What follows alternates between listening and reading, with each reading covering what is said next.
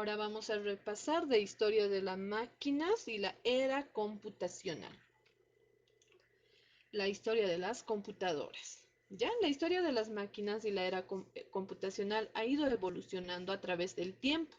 Y vamos a ver nosotros 6 generaciones de las computadoras que son muy importantes. Tenemos la primera generación, segunda, tercera, cuarta, quinta y sexta. ¿Ya? Vamos a ir viendo por generación. La primera generación, del año 1940 a 1952. En esta generación, las computadoras estaban diseñadas en base a válvulas de vacío. ¿Ya? Eran unos tubos largos como los focos largos fluorescentes actuales, mm, o como unas espadas, como un tubo de cañería, más o menos así era, ¿ya? Se usaban en el campo científico y militar. Eran muy caras, solo se usaba en el campo científico y militar. Y acá tenemos válvulas al vacío. Ahí tenemos un ejemplo en una caricatura. Estas computadoras eran extremadamente grandes. Llegaban a medir entre tres por 6 metros. Generalmente ocupaban todo un cuarto. Y como acá ven en la fotito, que tengo la foto en caricatura y la foto real, ahí ven cómo es más grande que la persona y ocupa muchísimo espacio. Ya, ahí está. La segunda generación. En la segunda generación del año 1952 al 1964 aparece el transistor, dándole a la computadora potencia, rapidez, fiabilidad, mayor seguridad y perdiendo el tamaño. Acá ya los costos bajan, se reduce el tamaño y aumenta lo que es la rapidez y son más seguras. Se usaba en empresas dedicadas al negocio ya. Y ahí tenemos un ejemplo. En la segunda generación, las computadoras tenían el tamaño más o menos aproximado de un refrigerador actual. Ya, ahí vemos la caricatura y la foto real. Este es el transistor, que es sustituido por las válvulas al vacío, que hace que reduzca el tamaño. La tercera generación, del año 1964 al 1971, acá aparece lo que es el circuito integrado y aparecen los sistemas operativos como Windows, que es el sistema operativo que más utilizamos. Ustedes cuando prendan su computadora van a ver que sale cargando Windows. Se empiezan a usar las memorias semiconductoras y los discos magnéticos. Esta es la tercera generación en la que ya tenemos las memorias y podemos guardar nuestra información en la computadora. Ahí tenemos fotitos, ejemplos de computadoras de tercera generación. ¿Ya? Y este es el circuito integrado. Cuarta generación, de 1971 a 1981. En 1971 aparece el microprocesador y aparece el disquete. ¿Ya? El microprocesador actualmente se sigue utilizando y es llamado el cerebro de la computadora porque se encarga de procesar los datos dentro de la computadora. Aparece el disquete. El disquete es un dispositivo para guardar información de manera extraíble, ¿ya? El disquete yo lo introduzco en la computadora y puedo guardar información en este de manera extraíble, es decir, que luego lo puedo retirar y llevarlo a otra computadora y ver la misma información. El disquete es muy similar actualmente a lo que es un flash, ¿ya? Ahora, solo que tiene menos capacidad de memoria. Funciona de la misma manera que un flash. Ustedes el flash lo conectan en la computadora, guardan su información y pueden verlo en cualquier computadora. El disquete trabaja de la misma manera, solo que con menos información. Se integra el monitor como parte de la computadora, además que nace la conexión a red, es decir, que acá en la cuarta generación es donde empiezan a hacer lo que es la conexión a red y conexión a internet juntamente con esto.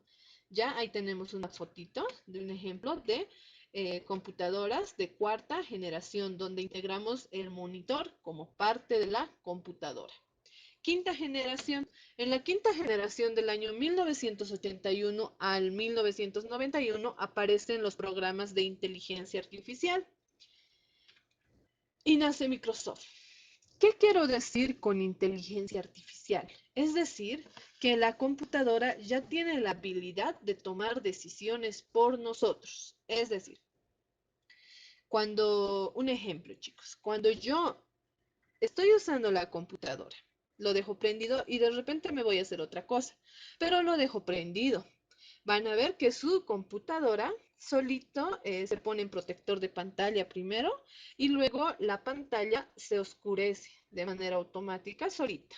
Moviendo el mouse se va a volver a prender, pero va a esperar 1 minuto, 2 minutos la computadora que tú no estés usando y solito se va a apagar. Otros le dicen solito se duerme la computadora. Con el celular pasa lo mismo. Eso es inteligencia artificial.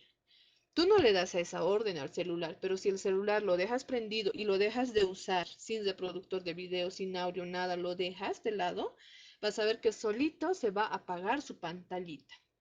Otro ejemplo de inteligencia artificial. Cuando yo estoy hablando o escuchando audios por altavoz en el celular, lo manejo por altavoz. El celular es una computadora, es una mini computadora, tiene todos los componentes, ¿ya? Cuando yo estoy manejando el celular y estoy escuchando un audio, como les decía, o estoy con una llamada por altavoz y de repente lo acerco a mi oreja, ¿ya? Sin apretar nada, van a ver que el altavoz automáticamente se va a eliminar y el sonido va a estar interno ya. Por mí, ya lo voy a poder escuchar suave, no lo voy a seguir escuchando así en altavoz.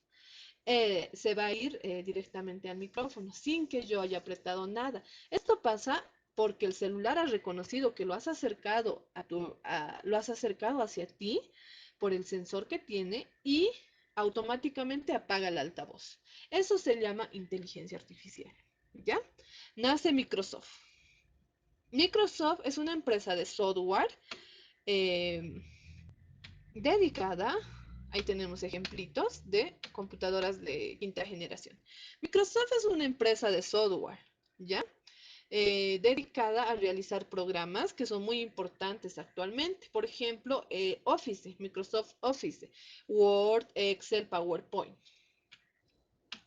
Sexta generación. Actualmente estamos viviendo en la sexta generación de computadoras desde el año 1991. En esta generación el monitor reduce de tamaño, aparece la tablet, aparece el celular, aparece la laptop y estamos con los dispositivos electrónicos actuales que actualmente lo estamos viendo. ¿Ya? En un breve resumen. Primera generación, las computadoras estaban realizadas en base a válvulas al vacío, solo se usaban en el campo científico y militar, eran muy costosas y muy grandes. Segunda generación, aparece el transistor, reduce costos, reduce tamaño una computadora y aumenta su rapidez. Y es usada en empresas y negocios. ¿Ya? Tercera generación, aparece el circuito integrado, aparecen los sistemas operativos, se utilizan memorias, semiconductoras y aparecen los discos magnéticos.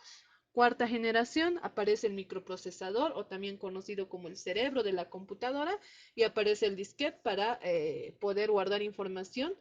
Eh, Aparece este tipo de información extraíble de la manera que yo puedo guardar información y extraerlo y llevar y ejecutarlo en otro equipo. ¿Ya? En la cuarta generación se integra el monitor como parte de la computadora y además nace la conexión a red y con esto la conexión a Internet. En la quinta generación aparece la inteligencia artificial y nace Microsoft. Y en la sexta generación, que es la generación que vivimos actualmente, aparecen los dispositivos, los celulares, las tablets, las laptops y la computadora sigue reduciendo de tamaño y aumentando lo que es la memoria para su mejor funcionamiento y rapidez en sus programas.